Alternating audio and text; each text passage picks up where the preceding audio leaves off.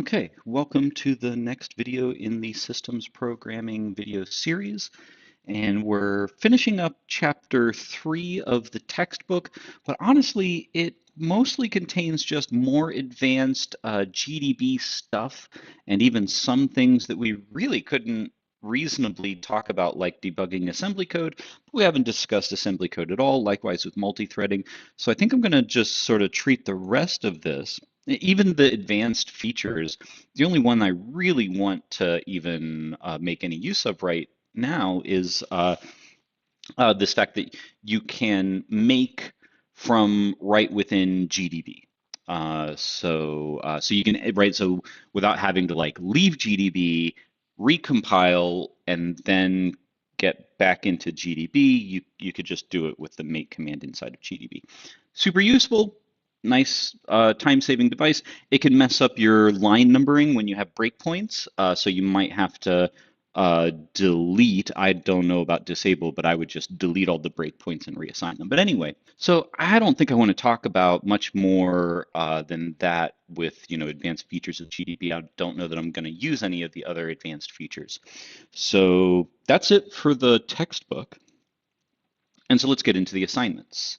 So yeah, right. Also, there was this reading assignment for data structures in C, but I think primarily all we really need to take away from that reading is just kind of the concept of sort of like what we already saw with an implementation of a stack when we were doing, looking at the textbook section on structs, right? The use of structs to build data structures, how to pass information around with them.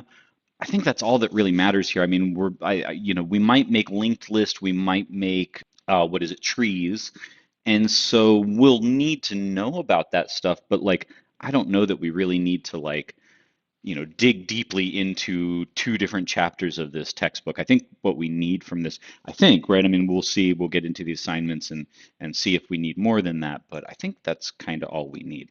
Also, the pattern that I've noticed, I think, is that the readings that you tend to encounter in a given week here seem like they are used in the following week's assignment. So if, skipping around the way that I'm doing right now leaves out something important, then we'll find some way to backfill it, but just, we'll probably notice it missing if we notice it missing when we get to next week's assignment. But okay, so anyway, so with all that sort of bookkeeping out of the way, we're going to get into the second assignment starting in this video.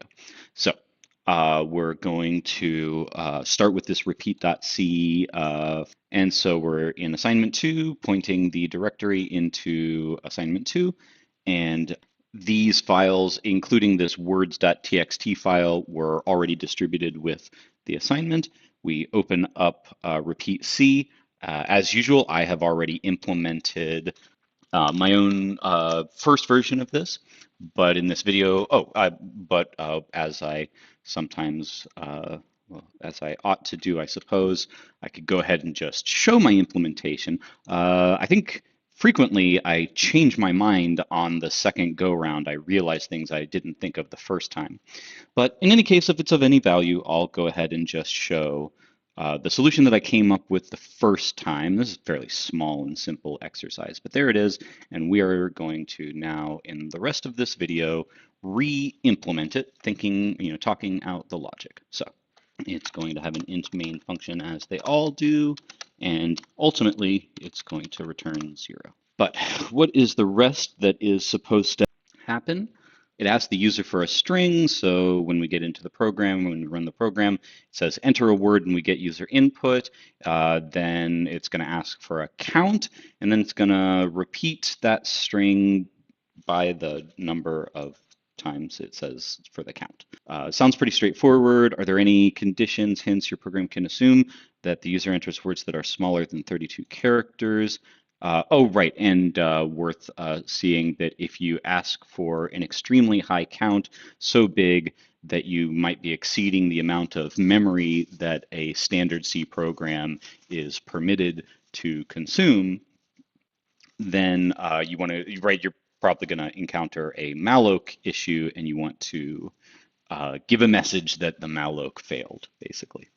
And don't forget to free anything that you malloc. Sounds like a reasonable assignment. Let's come over here and say that we are going to first prompt the user for a string, and that means I'm going to need a string where their answer can go. So let's just start off with char star word is malloc size of char times 33, because we want space for the null character at the end after 32 characters.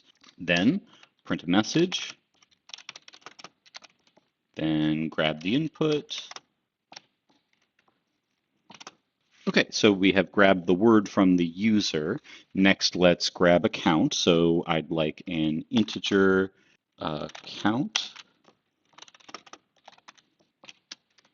Don't forget to use and count for anything other than a string, because we need the address. And recall that you don't need that for strings, because strings are arrays, and when you pass in an array, it just passes in the address. So you don't need a special call to the address.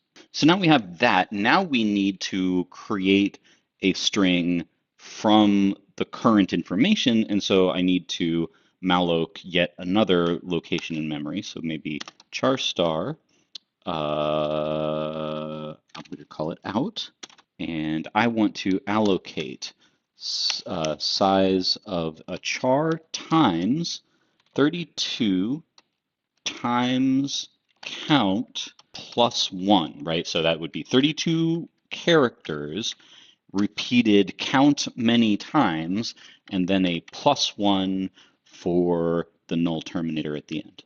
I want to repeatedly concatenate count many times the word onto out. So let's start a for loop for int I equals 0 up to I less than count I plus plus. And so to concatenate, I'm going to use the string library function strcat, and I'm going to give it, I think it goes destination first, so that would be out, and then the source is word each time, and so that should concatenate exactly what I need. And then I want to, I guess, print the result. So let's say, I forgot to check that the malloc went appropriately, so I should probably do that here too. So if bang word, by the way, you could check if word equals null or not equals null, or because null is effectively the same as 0, so we would like this, where we would like to enter the if block if word is 0, but the if block happens when you have anything other than 0. So anyway, bang word is basically going to evaluate to true when the malloc failed. So let's do it again here.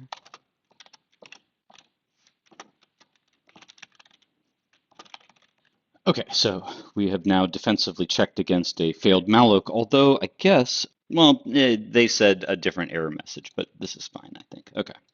So we concatenate the appropriate number of times, and then when that is done, we print out. So we want that. That's how we print a string, a format string or something, or anything other than a string literal, I guess. Anyway, anything that we malloced, we ought to free. So free word and free, and let's also go ahead and just null the pointer, free out null pointer, and I think that's it. So yeah, we printed this, and we've printed an appropriate error message if mallocing fails. So okay, I think we're good to go.